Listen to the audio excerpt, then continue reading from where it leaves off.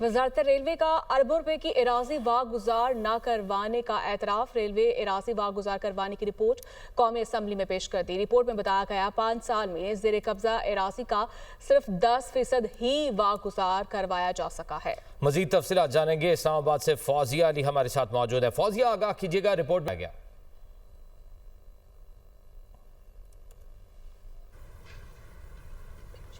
जी बिल्कुल, रेलवे की हज़ारों एकड़ की अराजी जो है वो कब्ज़े में है, तजावुज़ात की जद में है, जिसकी लागत जो है वो अरबों रुपए है। उसकी तफसीलात जो है वो कौमी असम्बली में पेश की गई हैं। आज वजारत रेलवे की जानिब से ये तफसीलात पेश की गई हैं, जिसमें बताया गया है कि अब तक सिर्फ गुज़िश्ता 5 सालों में 10% ही अराजी जो है वो वागुजार करवाई जा सकी है। 1,68,858 एकड़ अराजी में से 12,468 एकड़ अराजी पर कब्जा है। जेर कब्जा अराजी का तकरीबन 20% रकबा ही वागुजार करवाया जा सका है और गुज़िश्ता 5 बरसों में 2,552 एकड़ अराजी जो है वो वागुजार करवाई गई है।